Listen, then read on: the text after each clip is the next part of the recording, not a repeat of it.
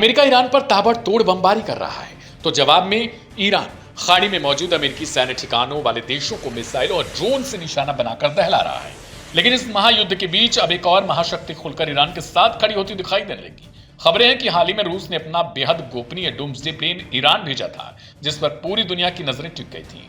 और अब रूस ने अमेरिका को खुली चुनौती देते हुए कहा कि वाशिंगटन ने अपने ही समझौते को तोड़ दिया है और उसकी सैन्य कार्रवाई पूरे मिडिल ईस्ट को तबाही की तरफ धकेलने लगी है। आखिर रूस ने ऐसा क्यों कहा और क्या मॉस्को अब खुलकर तेहरान की ढाल बनने जा रहा है? ईरान और अमेरिका के बीच जारी संघर्ष अब केवल दो देशों तक सीमित नहीं रह गई। इस जंग में अब रूस भी खुलकर अमेरिका की रणनीति पर सवाल खड़े कर रहा है। रूस के विदेश मंत्री सर्गेई लावरोव ने मॉस्को में प्रेस कॉन्फ्रेंस के दौरान आरोप लगाया कि अमेरिका ने तेहरान और वाशिंगटन के बीच हुए समझौते ज्ञापन यानी एमओयू की भावना का उल्लंघन किया। उनका कहना है कि सैन्य कार्रवाई से तनाव कम होने की बजाय इस पूरे क्षेत्र में अस्थिरता बढ़ रही है और यह कूटनीतिक प्रयासों को कमजोर करने लगी है। लावरोव ने दावा किया कि अमेरिकी हमलों का असर केवल ईरान तक सीमित नहीं रहा। उनके मुताबिक पर्शियन गल्फ क्षेत्र के कई नागरिक ठिकानों और बुनियादी ढांचे पर भी इसका असर पड़ा है। रूस का कहना है कि किसी भी विवाद का समाधान मिसाइलों और बमों से नहीं निकाला जा सकता। अगर यही स्थिति जारी रही तो पूरा खाड़ी क्षेत्र एक और बड़े सैन्य संकट में फंस सकता है। रूस ने केवल हमलों पर ही सवाल नहीं खड़े किए, बल्कि अमेरिका के साथ भविष्य में होने वाले किसी भी समझौते की विश्वसनीयता पर भी प्रश्न चिन्ह लगा दिया। यानी यूक्रेन मामले में भी अब वो अपनी कदम पीछे खींचता हुआ नजर आ रहा है। लावरोव ने कहा कि पहले भी कई समझौते हुए, लेकिन उनका पूरी तरीके से पालन नहीं किया गया। ऐसे में किसी नए समझौते पर भरोसा करना आसान नहीं होगा। उधर ईरान ने भी अमेरिकी कार्रवाई को संयुक्त राष्ट्र चार्टर का उल्लंघन बताते हुए आरोप लगाया है कि हमलों में परिवहन ढांचे, मालवाहक जहाजों और अन्य नागरिक सुविधाओं को भी नुकसान पहुंचा। इसी बीच तनाव का सबसे बड़ा केंद्र बन चुका है स्ट्रेट ऑफ हॉर्मुज। ईरान ने सुरक्षा कारणों का हवाला देते हुए इस जलमार्ग से जहाजों की आवाजाही अस्थायी रूप से बंद कर दी है। वहीं अमेरिकी राष्ट्रपति डोनाल्ड ट्रंप का दावा है कि इस समुद्री मार्ग पर अमेरिका का पूरा नियंत्रण है और इसे फिर से खोल दिया गया। वहीं दूसरी तरफ अमेरिका यह भी कह रहा है कि उसने ईरान के खिलाफ फिर से नेवल ब्लॉकेट कर दिया है। यानी दोनों देशों के दावे एक दूसरे से बिल्कुल उलट हैं और इसी वजह से वैश्विक ऊर्जा बाजार भी लगातार चिंता में बन चुका है। इस पूरे घटनाक्रम के बीच रूस की लगातार सक्रिय होती भूमिका नई भू राजनीतिक तस्वीर भी पेश करने लगी है। सवाल यह है कि क्या रूस केवल कूटनीतिक समर्थन तक सीमित रहेगा या फिर अमेरिका और ईरान के इस टकराव में उसकी भूमिका और भी बड़ी होने वाली है। फिलहाल इतना तय है कि खाड़ी की यह लड़ाई अब सिर्फ मिसाइलों की नहीं बल्कि दुनिया की बड़ी ताकतों के बीच बढ़ते टकराव की कहानी बन चुकी है।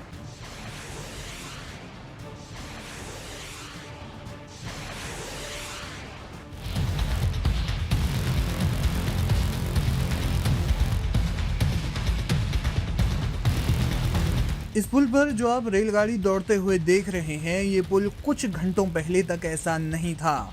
पुल बनने के एक दिन पहले अमेरिका ने इसे तबाह कर लिया था, लेकिन ध्वस्त होने के बाद सिर्फ 24 घंटे में ही न सिर्फ इस पुल को बनाकर तैयार कर लिया गया, बल्कि इस पर ट्रेन भी दौड़ा दी। ईरान और अमेरिका में बढ़ते सैन्य तनाव के बीच 9 जुलाई की रात एक ऐसा हमला हुआ जिसने सैन्य रणनीति और युद्ध के लक्ष्यों को लेकर नई बहस छेड़ दी। ईरान के उत्तरी गोलिस्तान प्रांत में अक काला के पास स्थित अक टेके खान रेलवे पुल पर अमेरिकी क्रूज मिसाइलों से हमला किए जाने की खबर सामने आई। ये पुल ना तो कोई सैन्य अड्डा था और ना मिसाइल साइलो और ना ही वायु रक्षा प्रणाली का हिस्सा। सबसे अहम बात यह है कि ये स्थान संघर्ष के मुख्य केंद्र माने जाने वाले होर्मुज जलडमरू मध्य से करीब 700 मील दूर स्थित है। ऐसे में सवाल उठ रहा है कि आखिर इस नागरिक रेलवे पुल को निशाना क्यों बनाया गया। ईरानी अधिकारियों के अनुसार हमले में 7 क्रूज मिसाइलें दागी गई, जिसमें गोरगन इंची बोरून रेलवे लाइन का अहम हिस्सा क्षतिग्रस्त हो गया। विशेषज्ञों का मानना है कि इस पुल का महत्व केवल एक रेलवे संरचना तक सीमित नहीं था। अकटेके खान पुल गोरगन इंचे बोरून रेलवे लाइन का मुख्य मार्ग है जो ईरान को तुर्कमेनिस्तान, कजाकिस्तान और आगे मध्य एशिया के देशों से जोड़ता है। ये रेलवे नेटवर्क अंतर्राष्ट्रीय उत्तर दक्षिण परिवहन गलियारे और अन्य यूरेशियाई व्यापार मार्गों के लिए भी महत्वपूर्ण माना जाता है। इसके जरिए ईरान रूस, मध्य एशिया और चीन जैसे देशों के साथ व्यापारिक संपर्क मजबूत कर पाता है। यही वजह है कि कई रणनीतिक विश्लेषकों का मानना है कि इस पुल को निशाना बनाना केवल बुनियादी ढांचे पर हमला नहीं, बल्कि ईरान की आर्थिक आपूर्ति श्रृंखला और उसके यूरेशियाई संपर्कों पर दबाव बनाने की कोशिश भी हो सकती है। हालांकि अमेरिका ने इस संबंध में कोई आधिकारिक कारण सार्वजनिक तौर पर नहीं बताया। इस रेलवे लाइन की अहमियत केवल व्यापार तक सीमित नहीं है, इसके जरिए रसद, दवाइयों, खाद्यान्न, औद्योगिक सामान और आपातकालीन राहत सामग्री की आवाजाही भी होती है। युद्ध या संकट के समय ऐसी रेल लाइनों की भूमिका और भी ज्यादा महत्वपूर्ण हो जाती है, क्योंकि इसके माध्यम से देश के विभिन्न हिस्सों तक आवश्यक वस्तुएं तेजी से पहुंचाई जा सकती है। यही कारण है कि इस मार्ग को ईरान के आर्थिक और रणनीतिक जीवन रेखा के रूप में देखा जाता है। लेकिन अमेरिका का सारा हमला धरा का धरा रह गया, क्योंकि ईरान के गोलिस्तान प्रांत के अधिकारियों ने कहा कि मिसाइल हमले के महज 24 घंटे के भीतर पुल की मरम्मत पूरी कर ली गई और उसी रेलवे ट्रैक पर दोबारा ट्रेन का संचालन शुरू कर दिया गया। ईरानी मीडिया ने मरम्मत के बाद पुल से गुजरती ट्रेन के वीडियो और तस्वीरें भी शेयर किए। अधिकारियों ने इसे ईरान की इंजीनियरिंग क्षमता और आपातकालीन प्रतिक्रिया का उदाहरण बताया। जानकार मानते हैं कि आधुनिक युद्धों में केवल सैन्य ठिकानों पर हमला ही रणनीति का हिस्सा नहीं होता, बल्कि कई बार विरोधी देश की सप्लाई चेन, परिवहन नेटवर्क, ऊर्जा ढांचे और आर्थिक गतिविधियों को बाधित करने के लिए भी महत्वपूर्ण बुनियादी ढांचे को निशाना बनाया जाता है। अब जिस तरीके से ईरान ने महज 24 घंटे के भीतर इस पुल का निर्माण पूरा कर दिया है, उस पर आप क्या कहेंगे, हमें कमेंट सेक्शन में जाकर जरूर बताएं।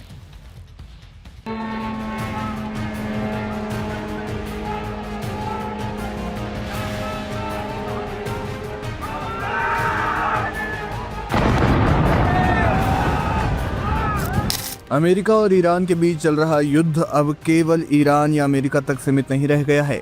यह युद्ध मध्य पूर्व के अन्य देशों तक भी फैल रहा है। ईरान ने अमेरिका के खिलाफ अब तक का सबसे बड़ा जवाबी हमला करते हुए बहरीन और कुवैत में मौजूद अमेरिकी सैन्य ठिकानों को निशाना बनाया।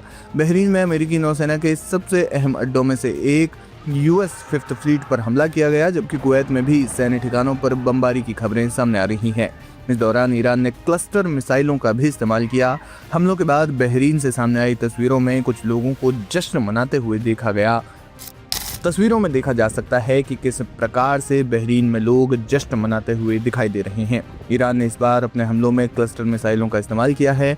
क्लस्टर मिसाइलें सामान्य मिसाइलों से अलग होती हैं। इनमें एक बड़ा बम या फिर मिसाइल हवा में एक निश्चित ऊंचाई पर पहुंचकर दर्जनों या फिर कई बार छोटे छोटे बमों में टूट जाता है।